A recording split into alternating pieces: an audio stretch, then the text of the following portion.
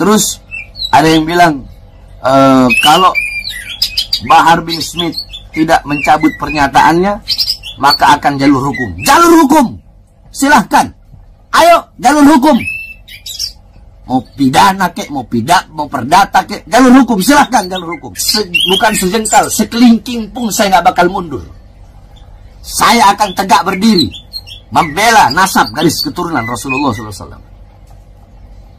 Mencabut pernyataan saya sampai hari kiamat.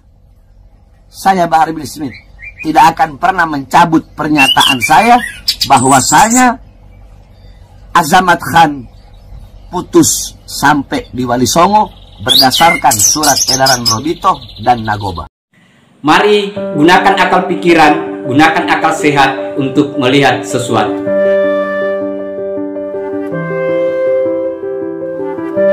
Assalamualaikum warahmatullahi wabarakatuh. Salam sejahtera untuk kita semua. Salam demokrasi dan salam pluralisme. Oke, jumpa lagi di Sahabat Rahmat Channel.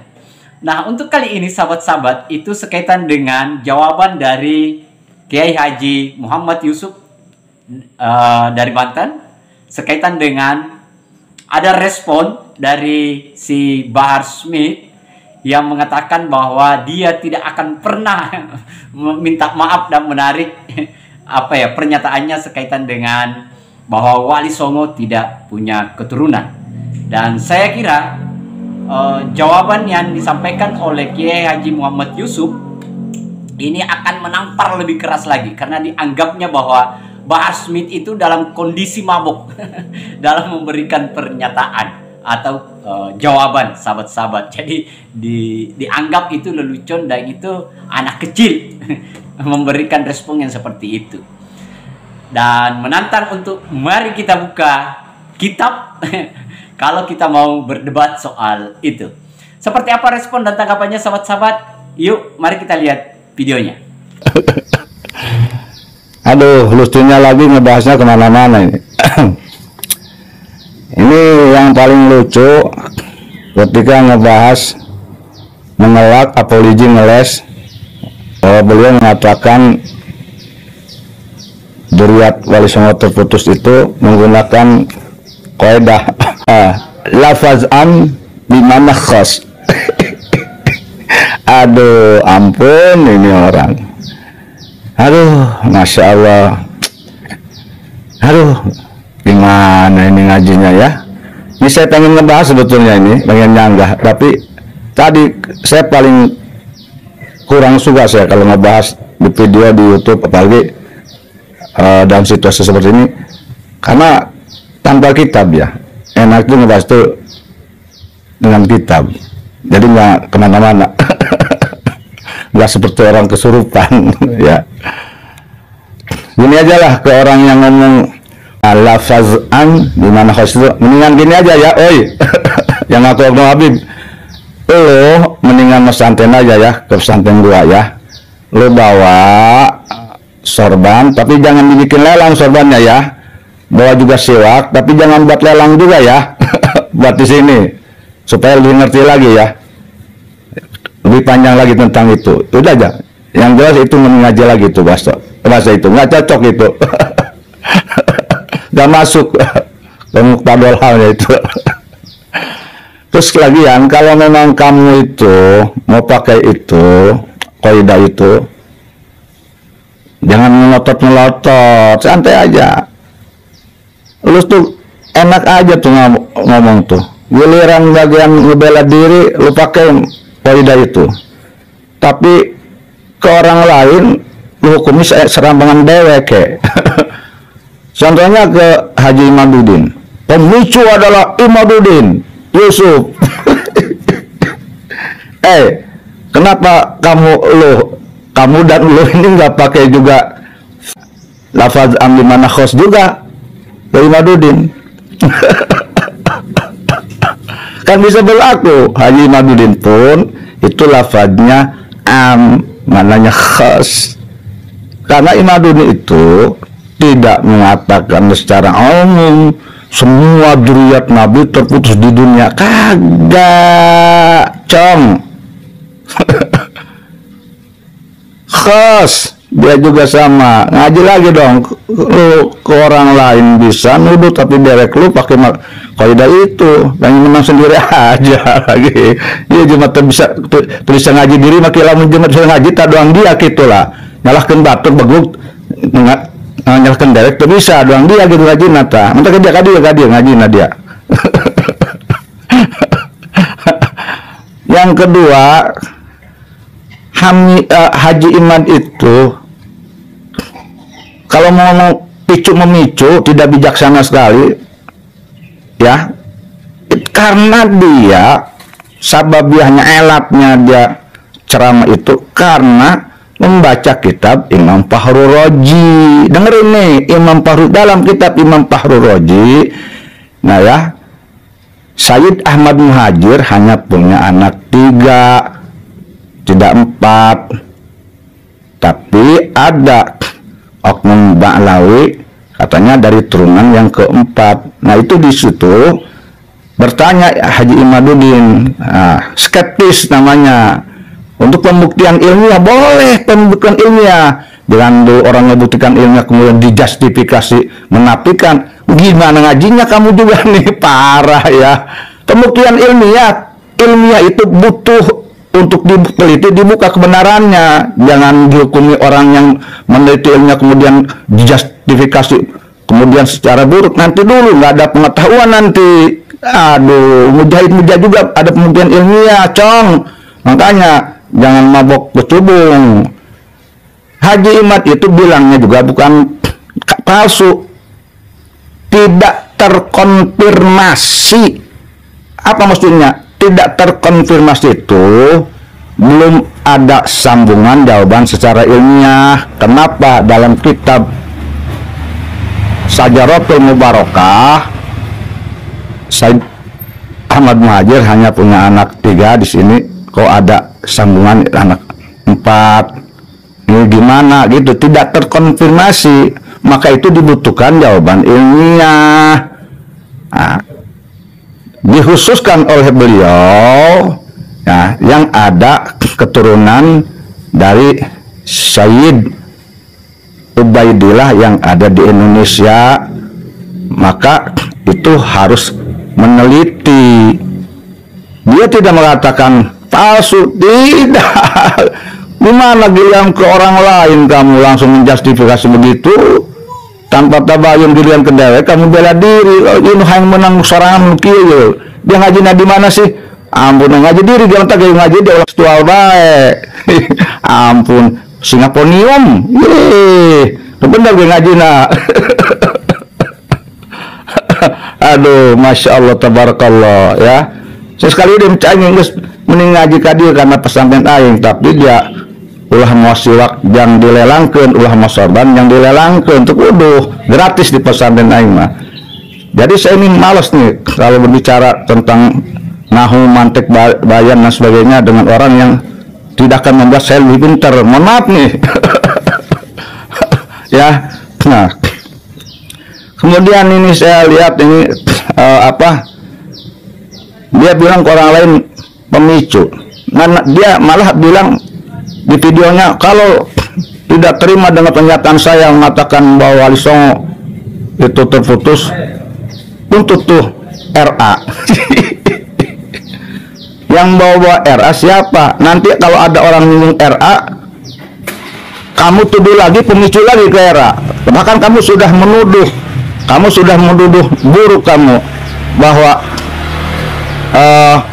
ada yang akan meruntuhkan RA dan itu sudah duriat Nabi sudah melulu kamu, duriat Nabi menuduh orang seenak menjustifikasi kamu pemicu yang bikin gabuk kalian duriat Nabi itu gampang sekali sudah tuduh menjustifikasi. Gimana sih bulan puasa lagi aing bingung ya dia. Jadi wajar loban ngagaukeun dia terbiat Nabi lain bingung aja karena antara nasab itu sesuai dengan akhlak. Congorna masih kene kotor bae justifikasi bulan puasa deh. Yang kemudian kalaupun umpamanya Haji Imad umpamanya ada keraguan, jangan nyalahkan pemicunya Haji Imad, pemicunya mungkin di kamu juga. Tuh siapa yang bilang? Saya nanya nih, saya ngeliat di video nih. dalam satu panggung dikatakan bahwa silsilah Bahar Smith ayahnya itu dari Rasulullah ke-33, kan gitu. Nah, di video lain dalam sidang, saya dari Nabi keturunan ke-28. Siapa itu?